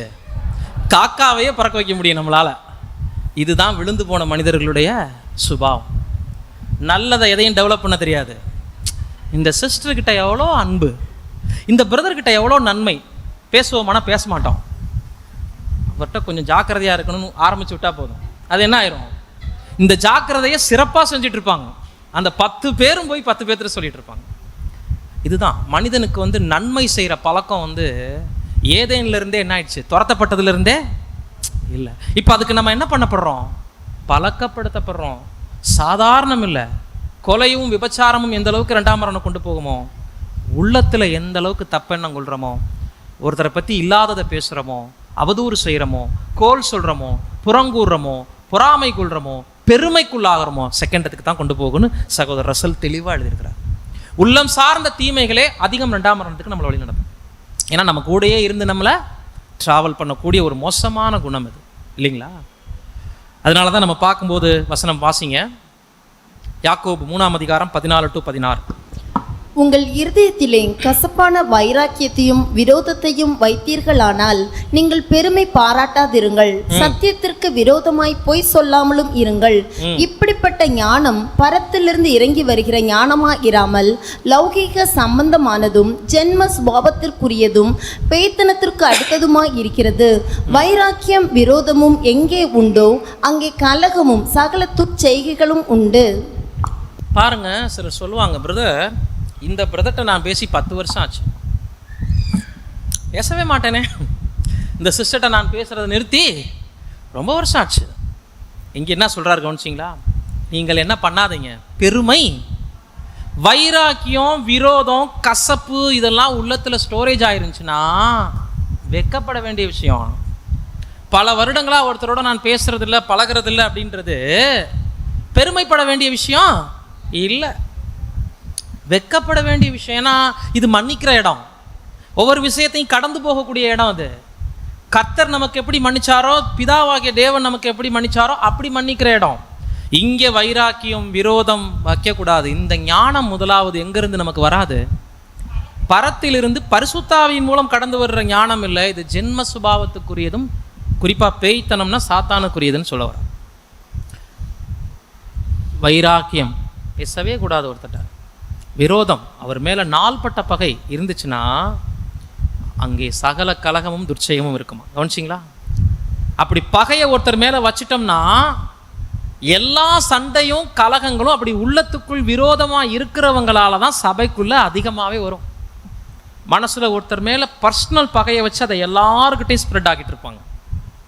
எளிமையாக ஈஸியாக எல்லாரையும் விழத்தள்ளக்கூடிய ஆபத்து இருதயத்துக்கு தான் அதிகம் இருக்குது. அதனால தான் எல்லாவற்றை பார்க்கிலும் இருதயமே திருக்குள்ளதும் கேடுள்ளதுமா, மகா கேடு உள்ளதுன்ட்டார்.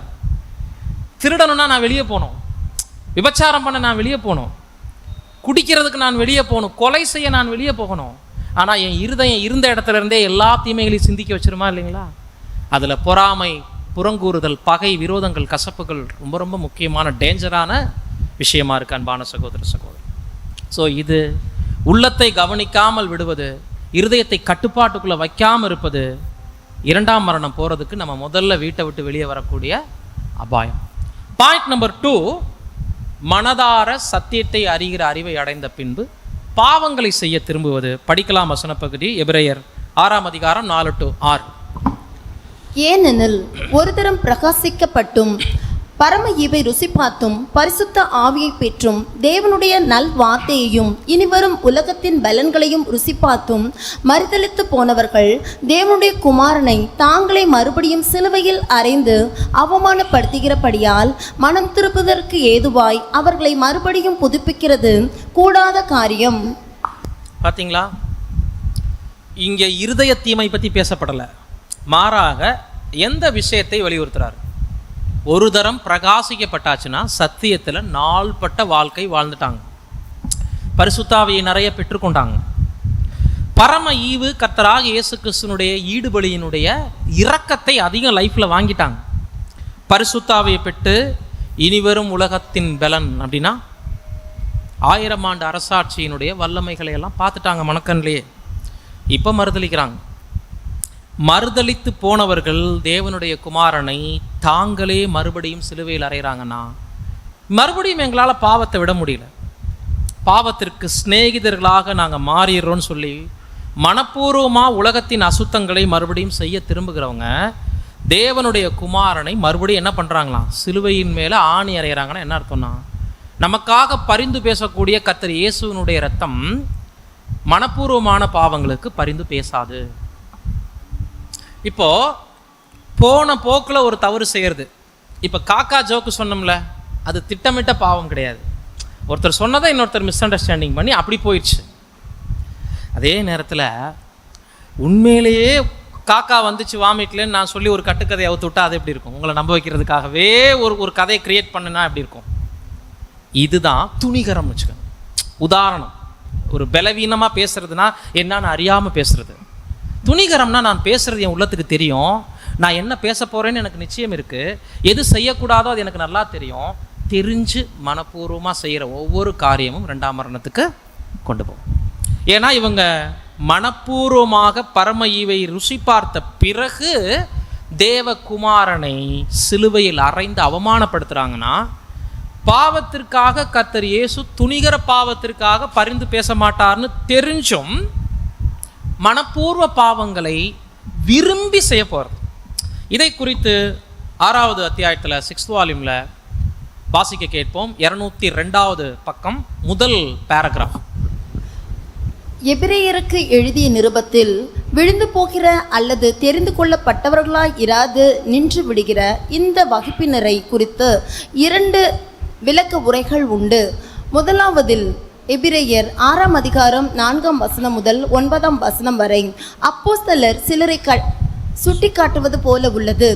அவர்கள் பரம ஈவையும் இனிவரும் உலகத்தின் பலன்களையும் ருசி பார்த்தும் பரிசுத்த ஆவியை பெற்றும் தெரிந்து கொள்ளப்பட்ட வகுப்பினரின் அங்கத்தினர்கள் என்று ஏற்றுக்கொள்ளப்பட்ட பின்னரும் பாவத்தில் விழுகிறார்கள்.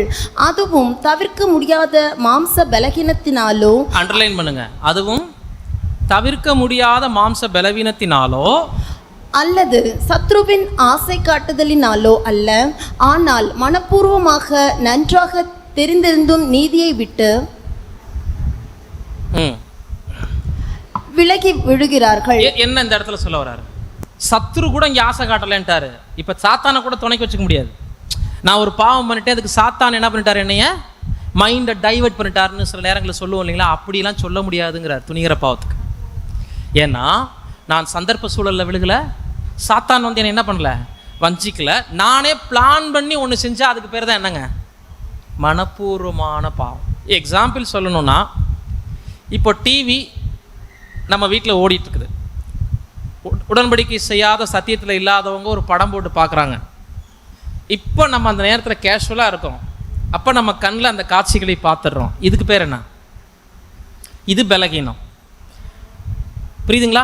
இப்போ இந்த இடத்துல சாத்தான் ஒரு ஏற்பாட்டை பண்ணி வச்சுட்டாருன்னு சொல்லிடலாம். கூட இருக்கிறவங்க நம்மளை என்ன பண்ணிட்டாங்க, டைவர்ட் பண்ணிட்டாங்கன்னு சொல்லிடலாம். இது பலகீனம். இதுக்கு மன்னிப்பு கேட்டால் தேவன் நிச்சயம் என்ன பண்ணுவார்?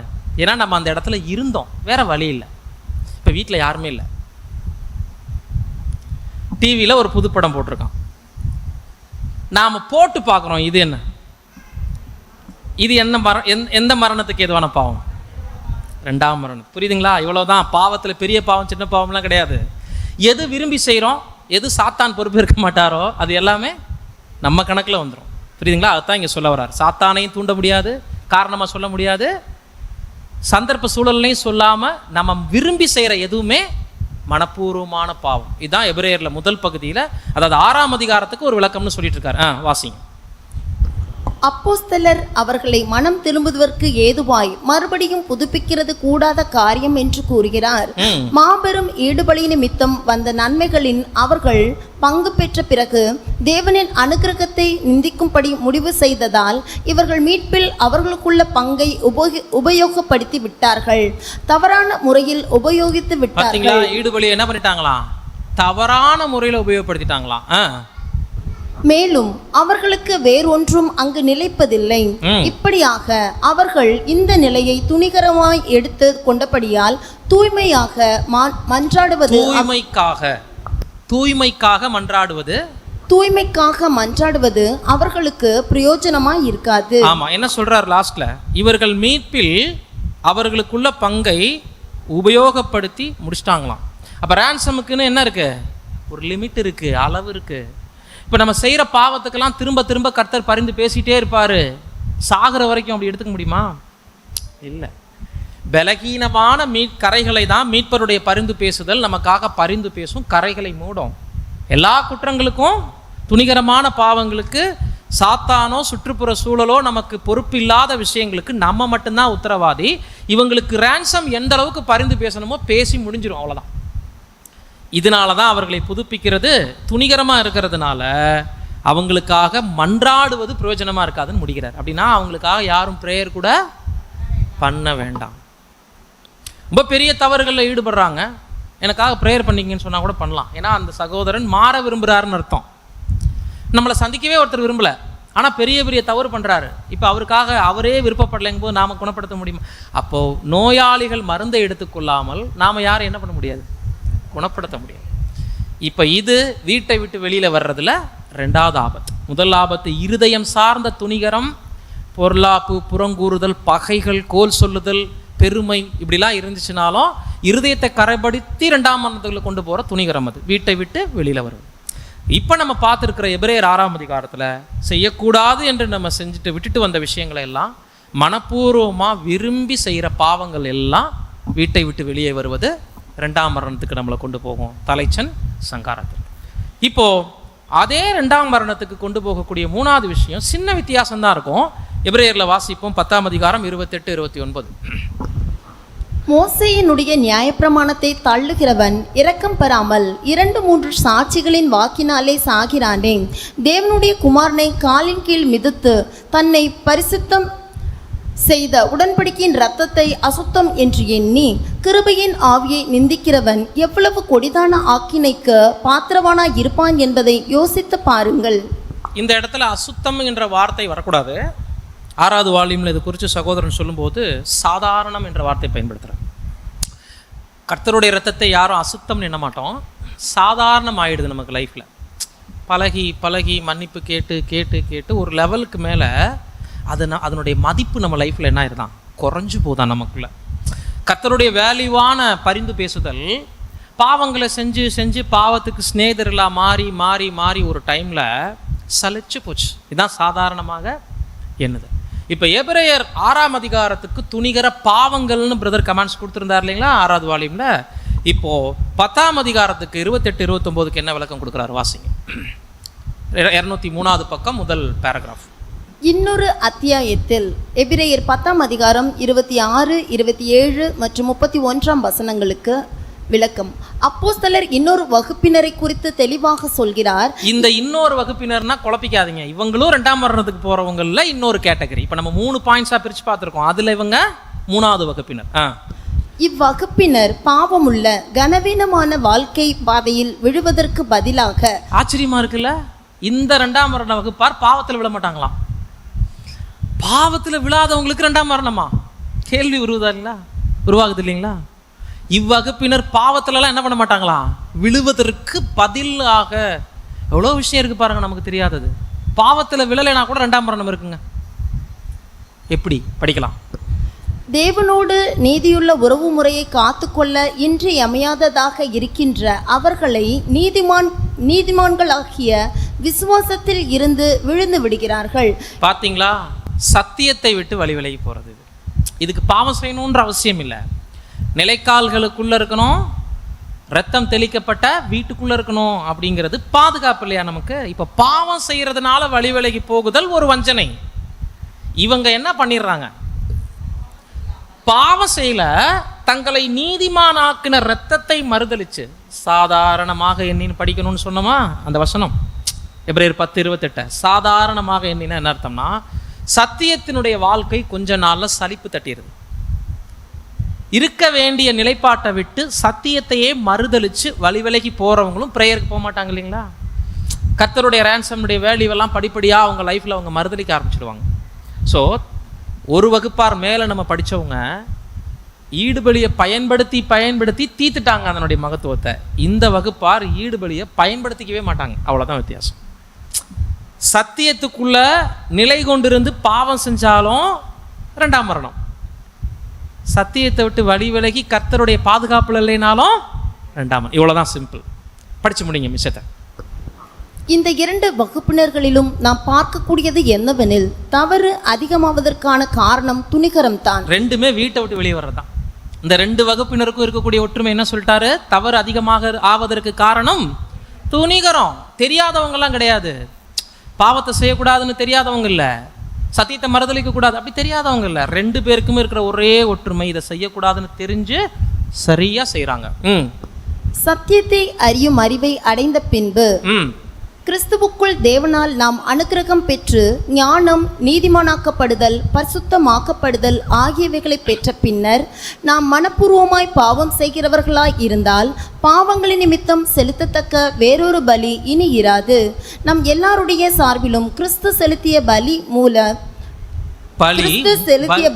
மூல பாவத்திற்கும் ஆதாமினால் வந்த பாவத்திற்கும் ஆதாமின் பிள்ளைகளுக்கு வம்ச முறையினால் வந்த பலவீனத்திற்கும் தான். நம்முடைய பட்சத்தில் துணிகரமாக செய்யப்பட்ட பாவத்திற்கு ஈடான கிரயத்தை நம்முடைய ஆண்டவர் செலுத்தவில்லை. ஆகவே முக்கியமான பாயிண்ட் கவனிச்சிங்களா? ஆண்டவர் ரேன்சம் கொடுத்ததே எதுக்குன்னு சொல்றாருங்க? ஆதாமுடைய பிறவி பாவத்திற்கு. அந்த தண்டனையில நம்ம மரண தீர்ப்புக்குள்ள இருந்ததுக்கு மட்டும்தான். நம்ம சைடில் துணிகரமாக தனிப்பட்ட விதத்தில் நம்ம செய்கிற பாவங்களுக்கு அவர் பலி ஒருபோதும் என்னாகாது, அது பரிந்து பேசும் மன்னிப்பு கேளுங்க இல்லை, செஞ்சுக்கிட்டே அப்படி கேட்க சொல்ல. அதில் தான் அந்த 2 ஆபத்தை பற்றி பேசுகிறார். ஒரு ஆபத்து பாவத்தை செய்ய துணிஞ்சாலும் 2ஆம் மரணம், இன்னொரு ஆபத்து சத்தியத்தை விட்டு வழி விலகி ஈடுபலியை அவங்க லைஃப்பில் பிரயோஜனப்படுத்தி கொள்ளாமல் போனாலும் 2ஆம் மரணம். சரிங்களா? வாசிங்க. ஆகவே நாம் துணிகரமாக பாவம் செய்வோம் என்றால் முதலாவதாக கிடைத்த புண்ணியத்தில் மிஞ்சியுள்ள பகுதி ஏதும் இல்லை. நாம் துணிகரமாக செய்த பாவங்களுக்குரிய தண்டனையை செலுத்தியே ஆக வேண்டும். எவ்விதமான பலகீனமோ சோதனையோ இல்லாது பாவங்கள் முழு நோக்கத்துடன் துணிகரமாக செய்யப்பட்டிருந்தால், எவ்விதமான பலவீனமோ வாசிங்க எவ்விதமான பலகீனமோ சோதனையோ இல்லாது பாவங்கள் முழு நோக்கத்துடன் துணிகரமாக செய்யப்பட்டு இருந்தால், மேலும் நம்முடைய ஸ்தானத்தை குறித்து தெளிவாக அறிந்த பின்னர், ஆண்டவரோடு நாம் கொண்டுள்ள உறவை பற்றி தெளிவாக அறிந்த பின்னர் செய்யப்பட்டு இருந்தால் அது மரணத்துக்குரிய 2ஆம் மரணத்துக்குரிய பாவமாகும். அதன் பிறகு நம்பிக்கையோடு முன்னோக்கி பார்ப்பதற்கு ஒன்றும் இருக்காது. ஆனால் தேவனுடைய சத்துருக்கள் எல்லாரையும் பட்சிக்கிற கோபாக்கினையை, தண்டனை, நியாய தீர்ப்பு குறித்த பயம் நிறைந்த பார்வைதான் இருக்கும். நல்ல அறிவாற்றலோடு அவருக்கும் அவருடைய நீதிக்கும் நம்முடைய ஆண்டவராகிய கிறிஸ்து இயேசுவுக்குள் இருக்கும் மீட்பின் மூலமாக நீதியை பெறுவதற்கான அவருடைய திட்டத்தை எதிர்க்கும் எல்லாரையும் அப்படியாக பட்சித்து போடும். எபிரேயர் 6ஆம் அதிகாரத்திலையும் 10ஆம் அதிகாரத்திலையும் ஒரே கான்செப்ட் தான் பேசியிருக்காரு. 28ஆம் வசனம் 10ஆம் அதிகாரத்தின் 28-27க்கு விளக்கம் சொல்லும் போது மட்டும்தான் அந்த துணிகரத்தில் இன்னொரு வகுப்பாரை காட்டுறாரு. இவங்க சத்தியத்தை பிரயோஜனப்படுத்திக்க மாட்டாங்கன்னு. மற்றபடி முடிக்கும் போது என்ன தான் பேசி முடிக்கிறாரு? பாவம் செய்கிறவங்களை பற்றி இங்கேயும் கலந்து தான் பேசுகிறாரு. புரியுதுங்களா? அந்த 2 வசனமும் 6ஆம் அதிகாரமும் 10ஆம் அதிகாரமும் துணிகரமாய் பாவம் செய்து அழிக்கப்படுகின்ற 2ஆம் மரண வகுப்பாரை பற்றி, அதில் மிக்ஸ் ஆகுறாங்க இன்னொரு வகுப்பார் ஆட் ஆகிருக்கிறாங்க, சத்தியத்தை மறுதலிக்கிறவர்கள். அவ்வளோதான் சிம்பிளாக. அதாவது சத்தியம் ஒரு பாதுகாப்பான வீடு. அந்த வீட்டுக்குள்ளேருந்து வெளியில் வர்றது பாவம் செய்ததற்கும் பொருந்தும், சத்திய பாதுகாப்பை விட்டு குமாரனுடைய பரிந்து பேசுதலை விட்டு மனப்பூர்வமாக அது வேண்டாம் எங்களுக்கு அப்படின்னு சொல்கிறவங்க இருப்பாங்க. இப்படிலாம் இருப்பாங்களா நம்ம யோசிக்க தோணுது இல்லைங்களா? பட் அப்படிப்பட்டவங்களும் இருப்பாங்க. புதுசாக எதையாவது யோசிச்சுட்டு கற்பனை பண்ணிக்கிட்டு ஜெபத்துக்கே போகிறதில்லைன்னுலாம் சொல்லுவாங்க. நான் ரொம்ப அவங்களே நியாயம் தீர்த்துக்குவாங்க.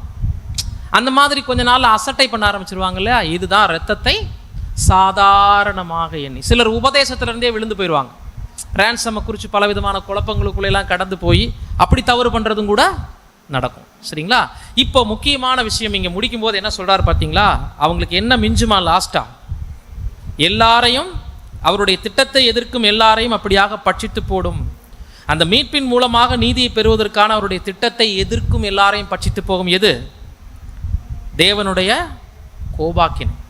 இப்போ ஆண்டவருடைய பரிந்து பேசுதல் பாவத்திற்காக நின்றுபட்டு போச்சுன்னா நம்மளுடைய விஷயத்தில், அல்லது நாம் அவரை நம்மளுடைய லைஃப்பில் பயன்படுத்தி கொள்ளலைன்னா நெக்ஸ்ட் யாருடைய கரத்தில் விழுகிறோம்? தேவனுடைய சத்துருக்கள் எல்லோரையும் பட்சித்து போடுகின்ற பட்சிக்கிற கோபாக்கினை, தண்டனை, நியாய தீர்ப்பு.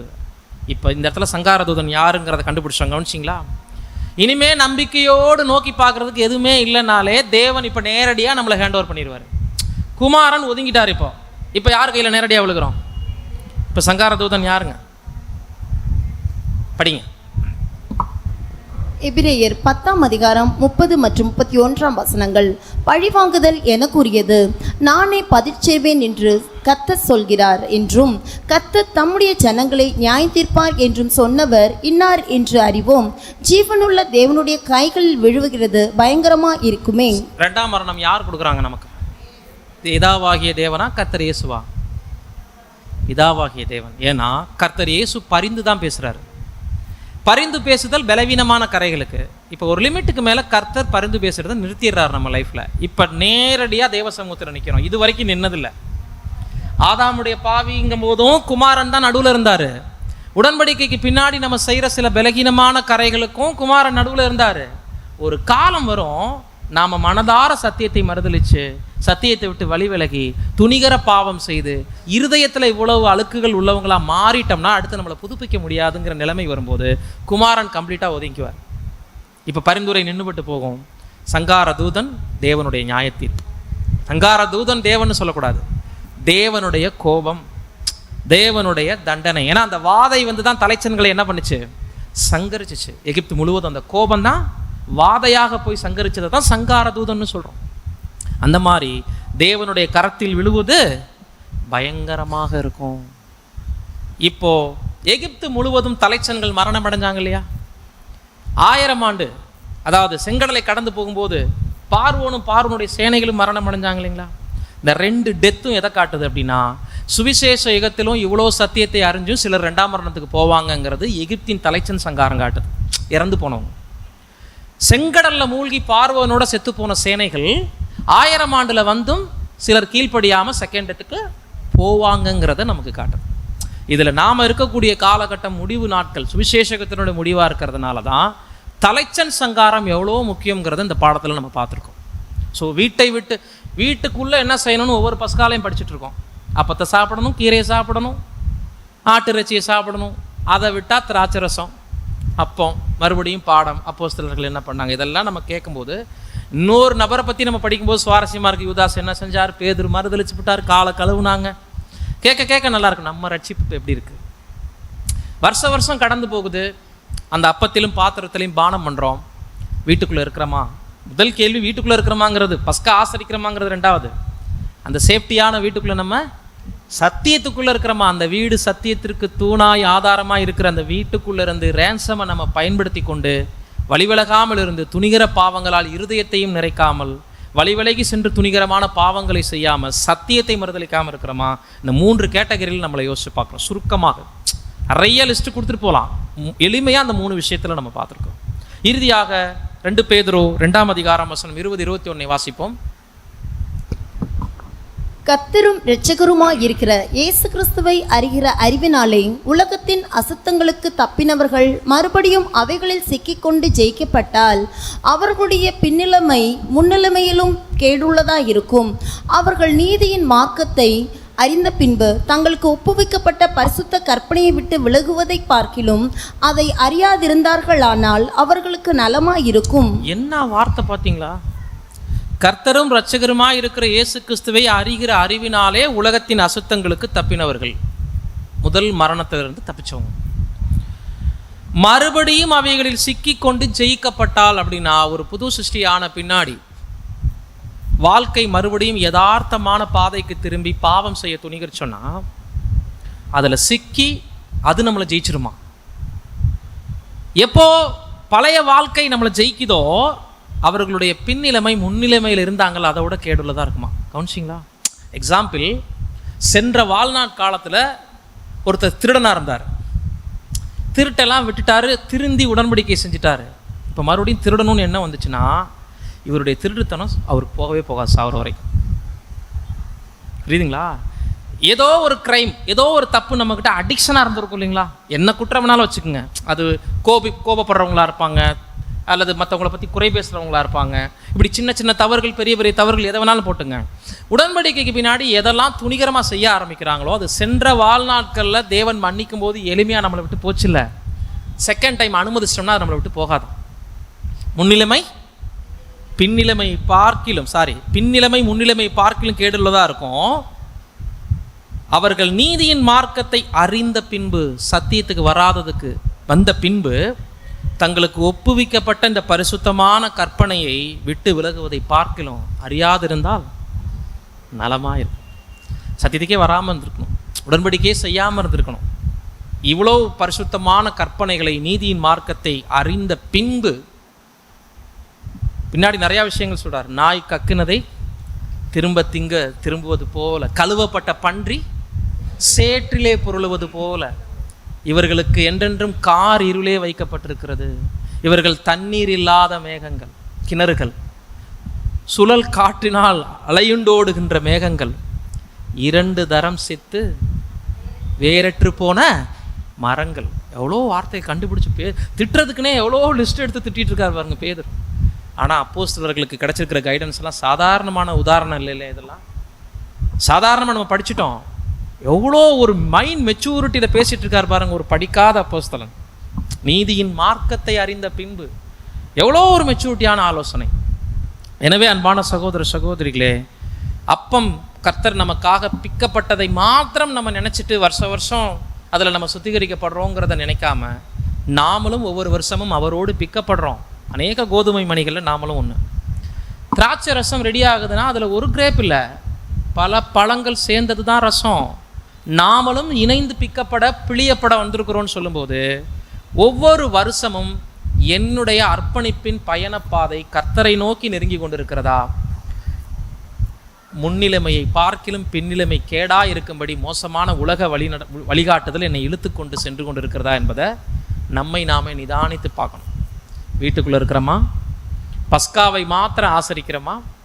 வாழ்க்கை முழுக்க பஸ்காவைனா நீங்கள் 11ஆம் தேதி நினச்சக்கூடாது. லைஃப் லாங் பஸ்காவை ஆசரிக்கக்கூடிய ஒரு எண்ணத்தோடு நம்முடைய லைஃப் கடந்து போய் கொண்டிருக்கிறதா? கர்த்தரோடு செய்த உடன்படிக்கையை ஒவ்வொரு நாளும் நினைவு கூர்ந்து அதற்கேற்ற ஜாக்கிரதையோடு தீவிரமாய் இந்த பஸ்காவை புசித்து கொண்டிருக்கிறோமா என்பதை நன்கு நிதானித்து அறிந்த பின்பு இந்த பாத்திரத்திலும் அப்பத்திலும் இந்த வருடம் நாம் பானம் பண்ணி ஒரு புதிய சந்தர்ப்பத்தை பெற்றுக்கொண்டு அடுத்த வருடத்திற்குள் நாம் பிரவேசிப்பதற்கு பரலோக பிதாவாகிய தேவன் கர்த்தர் இயேசு மூலமாக நாம் ஒவ்வொருவருக்கும் கிருபை செய்வாராக. வசனங்களை பொறுமையோடு கேட்ட உங்கள் அனைவரையும் தேவன் தாமே ஆசீர்வதிப்பாராக. ஆமென். இது போன்ற அநேகம் ஆழமான சத்தியங்களை முழுமையாக பார்க்க நமது சத்திய கருவூலம் யூடியூப் சேனலை சப்ஸ்கிரைப் செய்து பயன்பெறுங்கள்.